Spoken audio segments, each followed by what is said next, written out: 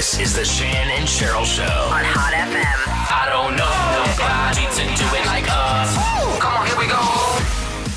How does it feel to be a new guy in the X-Men story? The X-Men family is an ever-changing, ever-evolving group, a community.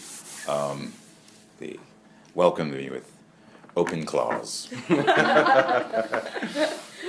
And the first things, who is your character? What does he do? What's the significance? I play Dr. Bolivar Trask, who is the creator of the Sentinel program, which, for anybody who is familiar with the X-Men comic books, it's a big part of the comics.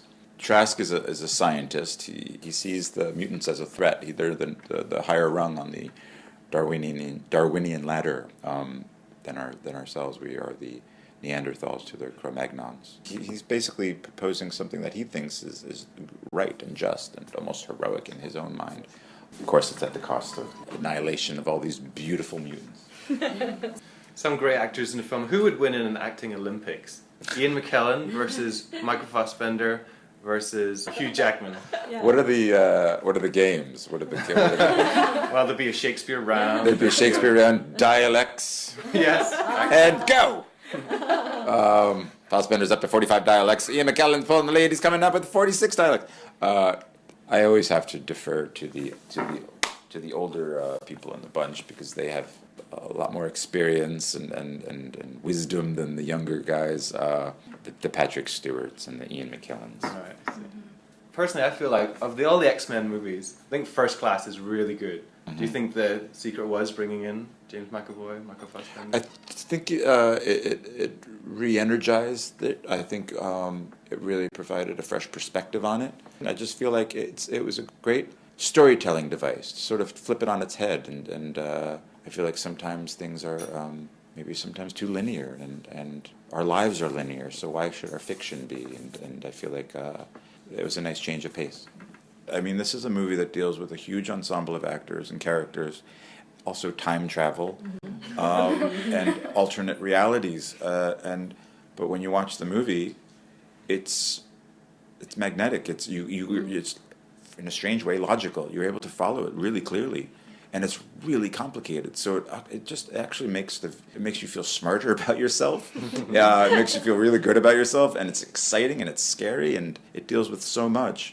Is there any other comic book heroes or fantasy franchises that you're really passionate about that you would love to be a part of? The next Star Wars, for example? Well, you just answered your own question, didn't you? Yeah, I mean, Star Wars, I saw first Star Wars when I was 8 years old, and it completely changed my life. George Lucas invented a world unlike anybody had ever seen before. So what's the closest thing you have to superpower in real life? If difficulty of getting out of bed in the morning is a superpower, then yeah, I have that. If drinking too much coffee is a superpower, then sure. I think I'm a compassionate person. I think I think that's, the ability to love is the greatest superpower of all. Peter, you've won an Emmy and a Golden Globe. Do you have a yearn for an Oscar? What do they call it? What did Barbra Streisand? EGOT. An EGOT. Yeah. I'm recording an album as well. If people dig the work you're doing and they want to hand you something shiny, that's great.